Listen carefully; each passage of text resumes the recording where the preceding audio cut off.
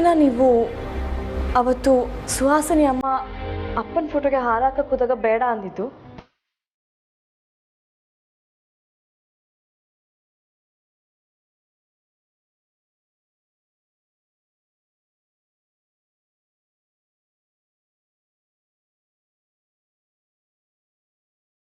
ಅಣ್ಣ, ಇದೆಲ್ಲ ಹೇಗಾಯ್ತು, ಯಾವಾಗಾಯ್ತು ಎಲ್ಲ ಪ್ಲೀಸ್ ಡೀಟೇಲ್ ಆಗಿ ಹೇಳು.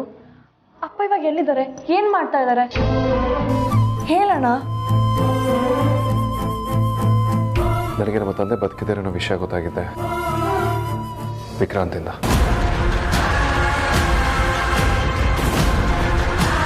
ವಿಕ್ರಾಂತ್ ಡೈರಿ ತೆಗೆದು ಹೋದಾಗ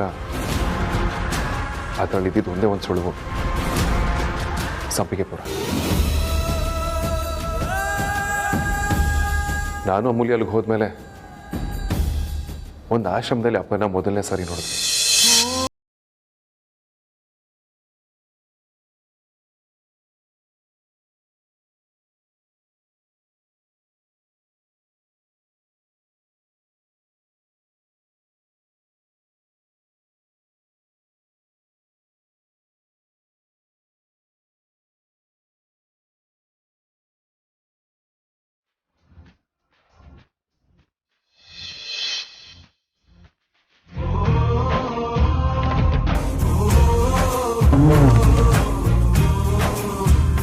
ಅವರು ನೋಡ್ತಿದ್ದ ಹಾಗೆ ಇವರೇ ನಮ್ಮ ತಂದೆ ಆಗಿರಬಾರ್ದ ಅಂತ ಮನಸ್ಸಿಗೆ ಬಹಳಷ್ಟು ಸಲ ಅನ್ನಿಸ್ತು.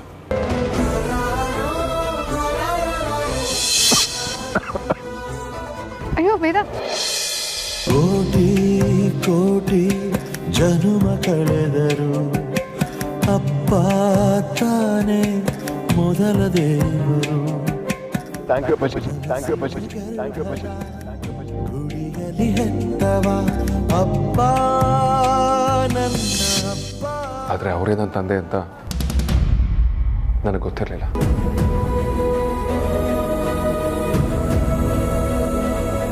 ಬಟ್ ಅವ್ರು ನಮಗೆ ಸಹಾಯ ಮಾಡೋದಕ್ಕೆ ಒಪ್ಕೊಂಡ್ರು. ಆಗ್ಲೇ ನಮ್ಗೆ ಅಲ್ಲೂ ಸಿಕ್ಕದ. ಅವತ್ತೊಂದು ಕತೆ ಖಂಡಿತವಾಗ್ಲೂ ಮುಗಿಸ್ಬಿಡ್ತಿದೆ. ಅಷ್ಟರಲ್ಲಿ ಅಪ್ಪ ಬಂತಾಡಿದ್ರು.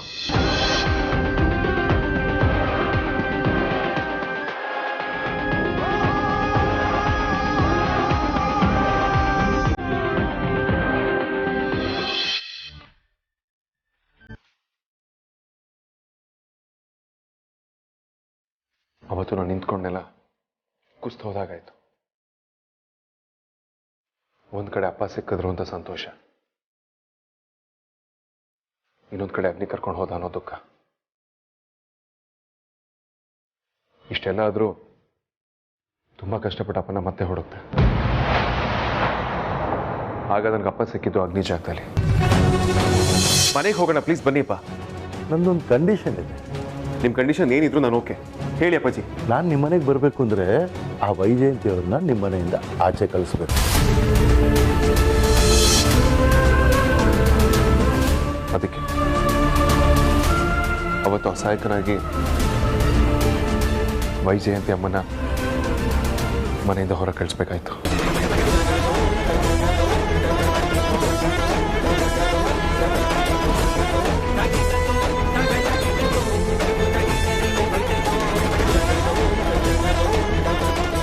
ಸೂರಿ ಯಾಕೆ ನನ್ನನ್ನು ಮನೆ ಬಿಟ್ಟು ಹೋಗು ಅಂತ ಹೇಳಿದ್ರು? ಬಹುಶಃ ಅವ್ರು ನಾನು ಯಾರು ಅಂತ ಗೊತ್ತಿಲ್ಲ ಅಂತ ಕಾಣುತ್ತೆ. ಆದರೆ ಅಪ್ಪಾಜಿ ಈಗ ಅಗ್ನಿ ಜಾಗದಲ್ಲಿಲ್ಲ. ಅದಕ್ಕೆ ಪ್ರೆಸ್ನ ಕರೆಸಿ ಅಪ್ಪನ ಹುಡುಕ್ಸೋದಕ್ಕೆ ಸಹಾಯ ಕೇಳಿತ್ತು.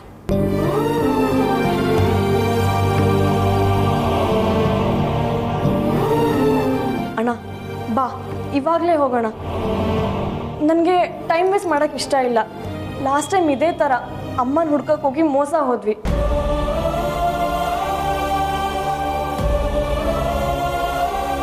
ಆದರೆ ಈ ಸಲ ಕೂಡ ಅಪ್ಪನ ಕಳ್ಕೊಳಕ್ಕೆ ನನಗಿಷ್ಟ ಇಲ್ಲ. ಬಾ ಅಣ್ಣ, ಹೋಗೋಣ.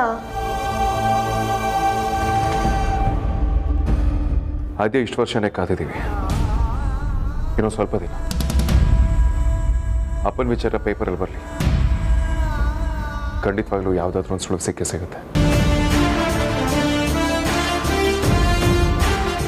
ಅಲ್ಲಿದ್ದಾರೆ ಅಂತ ಗೊತ್ತಾದ್ಮೇಲೆ ನಾವೇ ಎಲ್ಲರೂ ಹೋಗಿ ಅವರ ಮನೆಗೆ ಕರ್ಕೊಂಡು ಬರೋಣ. ಆಗ ನಾನು, ನೀನು, ಅಮೂಲ್ಯ, ಸುಹಾಸಿನಿ ಅಮ್ಮ, ವೈಜಯಂತಿ ಅಮ್ಮ ಎಲ್ಲರೂ ಹೋಗಿ ಕರ್ಕೊಂಡು ಬರೋಣ. ಅಮ್ಮ, ನೀವು ನಮ್ಮ ಜೊತೆ ಬರಲೇಬೇಕು.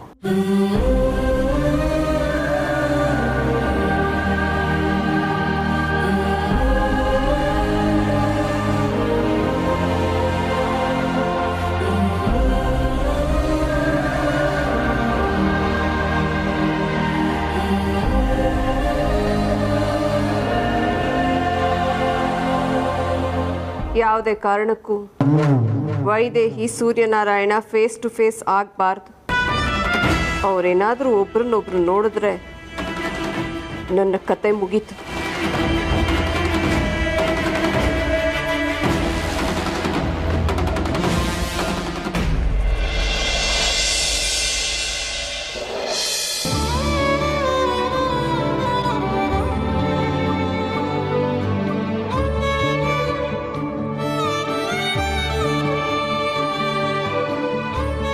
ನನಗೆ ಗೊತ್ತಿತ್ತು ಸೂರಿ, ನೀವು ಬದುಕಿದ್ದೀರಾ ಅಂತ.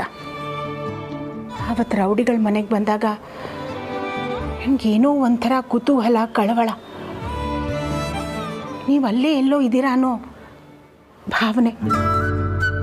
ಇದೇ ಭಾವನೆ 30 ವರ್ಷಗಳ ಹಿಂದೆ ನೀವು ನನ್ನನ್ನು ನೋಡಕ್ಕೆ ಬಂದಿದ್ರಲ್ಲ, ಆಗಾಗಿತ್ತು. ನೀವು ಬದುಕಿದ್ದೀರಾ ಸೂರಿ? ವೈದೇಹಿ, ಸೂರ್ಯ ಫೋಟೋ ಇಟ್ಕೊಂಡು ಇನ್ನೂ ಎಷ್ಟು ದಿನ ಅಂತ ಹೀಗೆ ಮಾತಾಡ್ತೀಯ? ಸೂರ್ಯ ಬದುಕಿದ್ದಾನೆ ಅಂತ ಗೊತ್ತಾಯ್ತಲ್ಲ, ಈಗಲಾದರೂ ನೀನೇ ವೇದಾಂತನ ತಾಯಿ ಅಂತ ಅವನಿಗೆ ಹೇಳ್ಬೋದಲ್ವಾ? ಇಲ್ಲಮ್ಮ, ಬೇಡ. ನೋಡು ವೈದೇಹಿ, ನಿನ್ನ ಹಠ ಒಳ್ಳೇದಲ್ಲ. ನೀನು ಈಗ ಸತ್ಯನ ವೇದಾಂತ ಹೇಳೋದೇ ಒಳ್ಳೇದು ಅನಿಸುತ್ತೆ. ಸದ್ಯದ ಪರಿಸ್ಥಿತಿಲಿ ನಾವು ಸುಮ್ಮನಿರೋದು ಒಳ್ಳೇದಮ್ಮ. ಯಾಕೆಂದರೆ ನಾನು ಮಾತು ಕೊಟ್ಟಿದ್ದೀನಿ. ಓ, ಆ ಸುಹಾಸಿನಿ ಕೊಟ್ಟಿರೋ ಮಾತಾನೆ ಅಲ್ವೇ? ನೀನು ಅವಳು ಕೊಟ್ಟಿರೋ ಮಾತು ದೊಡ್ಡದು ಅಥವಾ ನಿನ್ನ ಮಕ್ಕಳ ಸುಖ, ಸಂತೋಷ, ನೆಮ್ಮದಿ ಮುಖ್ಯನೋ? ಪ್ಲೀಸ್ ಅಮ್ಮ, ಮತ್ತೆ ಮತ್ತೆ ಅದನ್ನೇ ಮಾತಾಡಿ ನನಗೆ ಇಕ್ಕಟ್ಟಿಗೆ ಸಿಕ್ಕಿಸ್ಬೇಡ. ಮಾತು ಕೊಟ್ಟಿದ್ದೀನಿ, ಮಾತೆ. ಅಲ್ಲ ವೈದೇಹಿ, ಮಕ್ಕಳು ಅವರಪ್ಪನ ಎಷ್ಟು ಹುಡುಕ್ತಾ ಇದ್ದಾರೆ.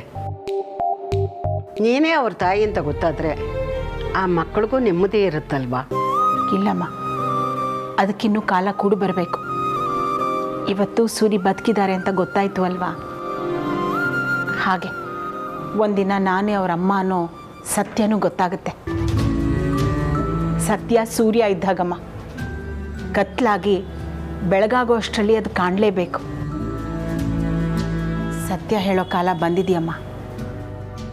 ಇನ್ನು ಸ್ವಲ್ಪ ದಿನ ತಾಳ್ಮೆಯಿಂದ ಇದ್ಬಿಡು, ಎಲ್ಲ ಸರಿ ಹೋಗುತ್ತೆ.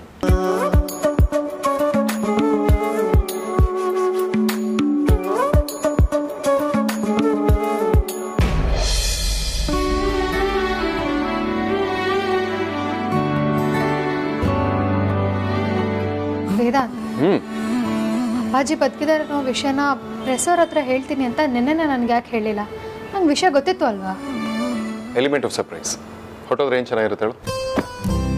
ಅಲ್ಲ ವೇದಾಂತ್, ಅಪ್ಪಾಜಿ ಸಂಕೆಪುರದಲ್ಲಿ ಸಿಕ್ಕಿದ್ಮೇಲೆ ಅಪ್ಪಾಜಿನ ಮನೆಗೆ ಕರ್ಕೊಂಡು ಬಂದು ಎಲ್ರಿಗೂ ಸತ್ಯ ತಿಳಿಸೋಣ ಅಂತ ಹೇಳಿದ್ದೆ ಅಲ್ವಾ?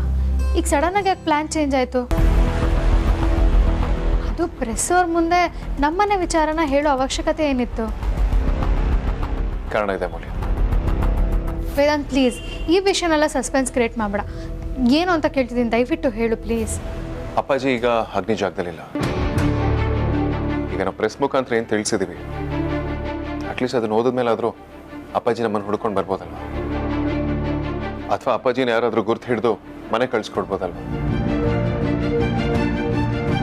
ಅಥವಾ ಇದನ್ನೆಲ್ಲ ನೋಡಾದ್ಮೇಲೆ ಅಪ್ಪಾಜಿಗೆ ಹಳದೆಲ್ಲ ನೆನಪು ಬಂದರೂ ಬರ್ಬೋದಲ್ವಾ?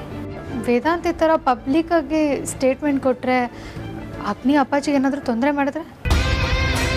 ಖಂಡಿತ ಮಾಡಲ್ಲ ಬಚ್ಚ. ಅದು ಹೆಂಗೆ ಅಷ್ಟೊಂದು ಕಾನ್ಫಿಡೆಂಟಾಗಿ ಹೇಳ್ತೀಯಾ? ಅದಕ್ಕೆ 2 ಕಾರಣ ಇದೆ. ಒಂದು, ಅಪ್ಪಾಜಿ ಈಗ ಅಗ್ನಿ ಜಾಗದಲ್ಲಿಲ್ಲ. 2ನೇದು, ಅಗ್ನಿ ನನ್ನಿಂದ ಅವನನ್ನು ಕಾಪಾಡ್ಕೊಳ್ಳೋದಕ್ಕೆ ಅಪ್ಪಾಜಿನ ಇಟ್ಕೊಂಡು ಆಟ ಆಡ್ತಿದ್ದ. ಅಂದರೆ ಅವ್ರ ಕಡೆಯವರೇ ಸಖತ್ ಕಷ್ಟಪಟ್ಟು ಹುಡುಕ್ತಿದ್ದಾರೆ, ಆದರೂ ಅಪ್ಪಾಜಿ ಅವ್ರ ಕೈಗೆ ಸಿಗ್ತಿಲ್ಲ. ಆ್ಯಂಡ್ ಅಪ್ಪಾಜಿಗೆ ಯಾವುದೇ ಕಾರಣಕ್ಕೂ ಅಗ್ನಿ ತೊಂದರೆ ಮಾಡೋದಿಲ್ಲ, ಯಾಕೆಂದ್ರೆ ಅವ್ನಿಗೆ ಚೆನ್ನಾಗಿ ಗೊತ್ತು ಅಪ್ಪಾಜಿಗೊಂದು ಸ್ಕ್ರ್ಯಾಚ್ ಆದರೂ ಕೂಡ ನಾನು ಅವನ ಜೀವಂತವಾಗಿ ಉಳಿಸಲ್ಲ ಅಂತ. ಹಾಗಾದರೆ ಈ ನ್ಯೂಸ್ ಅಪ್ಪಾಜಿ ಗೊತ್ತಾಗಿ ಅಪ್ಪಾಜಿ ಮನೆಗೆ ಬರ್ಬೋದು ಅಂತ್ಯಾ? ಬಂದರೂ ಬರ್ಬೋದು. Let's hope for the best. ಸರಿ, ಈಗ ಬಟ್ಟೆ ಎಲ್ಲ ಎಲ್ಲಿ ಪ್ಯಾಕ್ ಮಾಡ್ಕೋತಿದ್ಯಾ? ಅಪ್ಪಾಜಿನ ಹುಡ್ಕೋದಕ್ಕೆ ಹೊರಡ್ತಿದ್ದೀರ ಮನೆ. ಎಲ್ಲಿಂದ ಶುರು ಮಾಡಬೇಕು ಅಂದ್ಕೊಂಡಿದ್ಯಾ? ಎಲ್ಲವನ್ನೂ ಪ್ಲ್ಯಾನ್ ಮಾಡಿದ್ದೀನಿ. ಶಾರ್ಟ್ಲಿ ಅಪ್ಪನ ಕರ್ಕೊಂಡೆ ಮನೆಗೆ ಬರ್ತೀನಿ.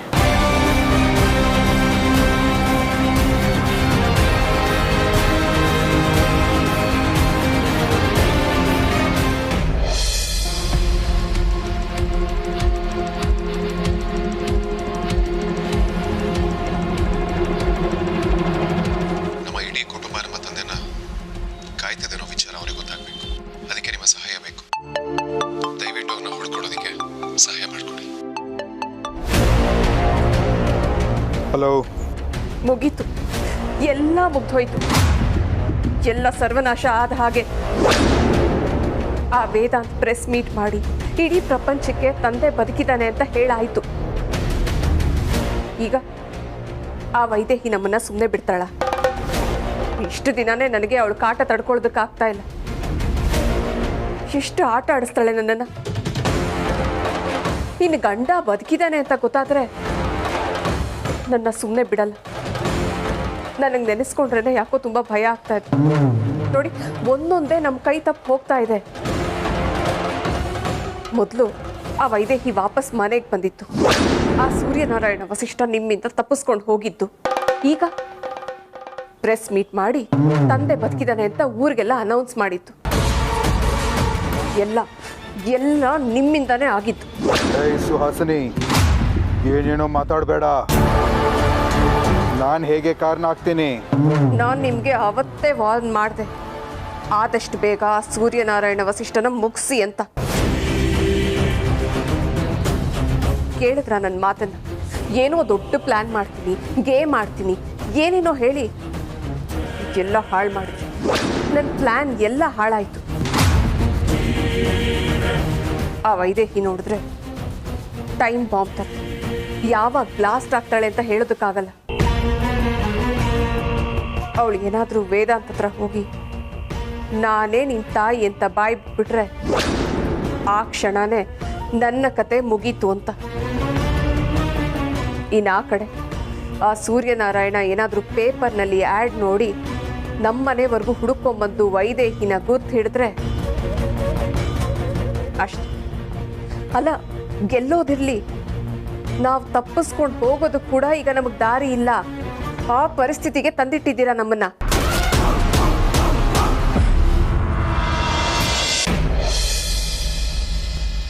ನಿಮ್ಮ ಹುಡುಗರು ಸೂರ್ಯನಾರಾಯಣನ್ನ ಕಂಡುಹಿಡಿಯೋದಕ್ಕಿಂತ ಮುಂಚೆ ವೇದಾಂತ್ ಕಂಡು ಹಿಡ್ದ.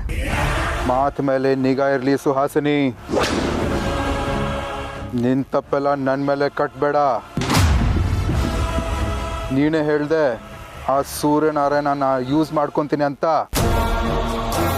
ಆ ವೈದೇಹಿನ ಮನೆಯಿಂದ ಆಚೆ ಹಾಕ್ಸ್ತೀನಿ ಅಂತ. ಈಗ ನೋಡಿದ್ರೆ ನನ್ನ ಮೇಲೆನೆ ಕೂಗಾಡ್ತಾ ಇದೆಯಾ? ಎಲ್ಲದಕ್ಕೆ ನಂದೇ ತಪ್ಪಂತ ಹೇಳ್ತಾ ಇದೆಯಾ? ನೋಡಿ, ಎಲ್ಲದಕ್ಕೂ ನಾನೇ ಕಾರಣ ಅಂತ ನನ್ನ ತಲೆ ಕಟ್ಟೋದಕ್ಕೆ ಬರಬೇಡಿ. ಸೈಲೆನ್ಸ್ ಸುಹಾಸಿನಿ. ಮಾತು ಮಿತಿ ಮೀರ್ತಿದೆ ಸುಹಾಸಿನಿ ನಿಂದು. ಎಲ್ಲದಕ್ಕೂ ಒಂದು ಮಿತಿ ಇದೆ. ಜಾಸ್ತಿ ಮಾತಾಡಬೇಡ ನನ್ನ ಹತ್ರ.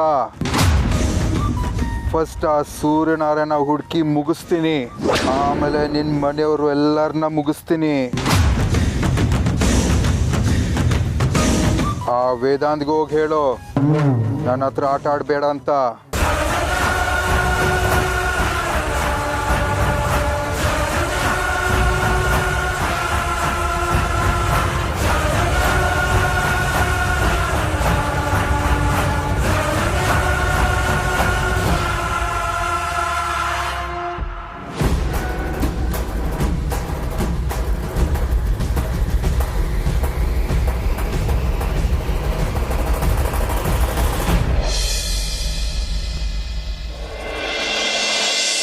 ಅಮೂಲ್ಯ ಅವರೇ, ಒಂದು ನಿಮಿಷ.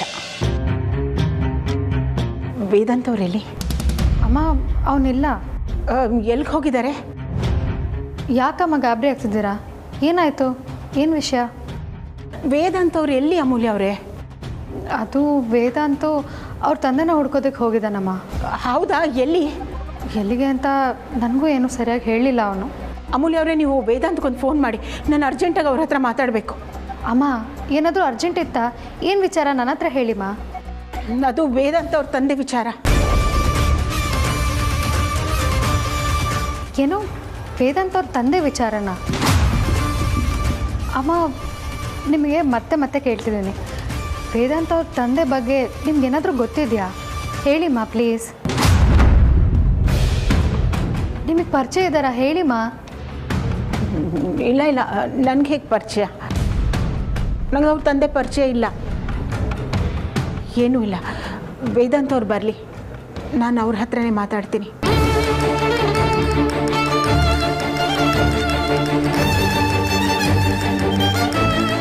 ವೈಜಯಂತಿ ಅಮ್ಮಂಗೂ ವೇದಾಂತ್ ಅವ್ರ ತಂದೆಗೂ ಏನೋ ಬಲವಾದ ಕನೆಕ್ಷನ್ ಇದೆ ಅಂತ ಅನ್ನಿಸ್ತಾ ಇದೆ. ಇಲ್ಲಾಂದರೆ ಪ್ರತಿ ಸತಿ ವೈಜಯಂತಿ ಅಮ್ಮ ವೇದಾಂತ್ ಅವ್ರ ತಂದೆ ವಿಚಾರ ಬಂದಾಗ ಯಾಕೆ ಇಷ್ಟೊಂದು ಎಕ್ಸೈಟ್ ಆಗ್ತಾರೆ? ನಾವು ಸಂಕೆಪುರದಿಂದ ಬಂದಾಗಲೂ ಅವ್ರು ಇದೇ ಥರ ಎಕ್ಸೈಟ್ ಆಗಿದ್ರು. ಮಧ್ಯದಲ್ಲಿ ವೇದಾಂತ್ ಅವ್ರ ತಂದೆ ವಿಚಾರ ಬಂದಾಗಲೂ ಹೀಗೆ ಎಕ್ಸೈಟಾಗಿ ಕೇಳಿದ್ರು.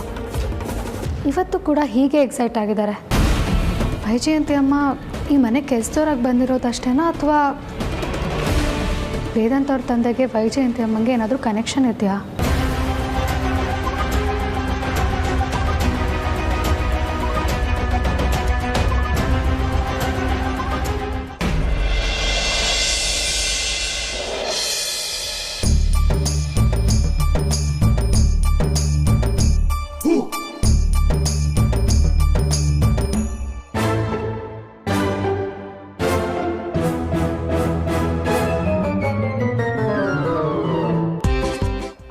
ಅಜ್ಜಿ, ನೀವು ತಪ್ಪು ತಿಳ್ಕೊಂಡಿಲ್ಲ ಅಂದರೆ ಒಂದು ವಿಚಾರ ಕೇಳಲ್ಲ?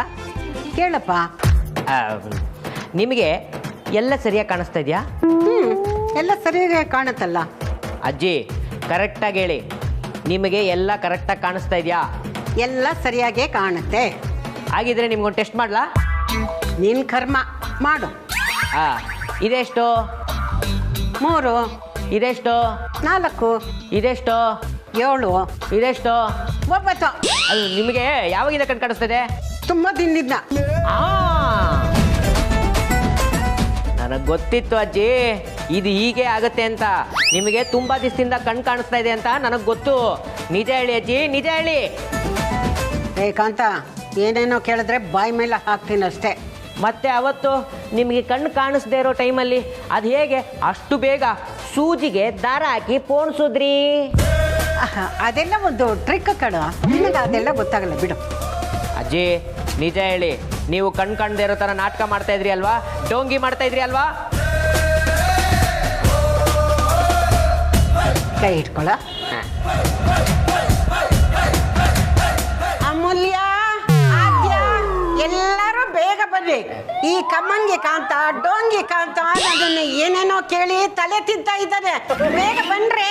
ಅಯ್ಯೋ ಅಜ್ಜಿ, ನಾನೇನು ಡೋಂಗಿ ಅಂದ್ರೂ ಪರವಾಗಿಲ್ಲ, ಯಾಕೆ ಕೂಗ್ತಾ ಇದ್ದೀರಾ? ಯಾಕೆ ಅವರೆಲ್ಲ ಕರೀತಾ ಇದ್ದೀರಾ? ನಿನಗಿದೆ ಈಗ ಹಬ್ಬ. ಕಾಂತ, ನಿಜ ಹೇಳಿ, ವೀರ ಮರಣ ಹೊಂದೋದಕ್ಕೆ ಹೋಗ್ತಾ ಇದೆಯಲ್ಲೋ ಕಂದ?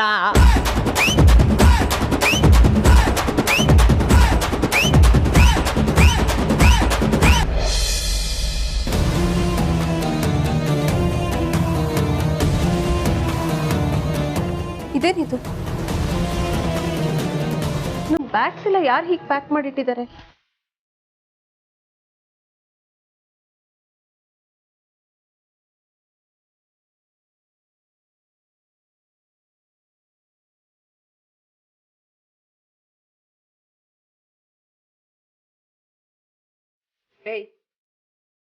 ಯಾರು ನನ್ನ ಬ್ಯಾಗ್ಸ್ ಎಲ್ಲ ಪ್ಯಾಕ್ ಮಾಡಿಟ್ಟಿರೋದು?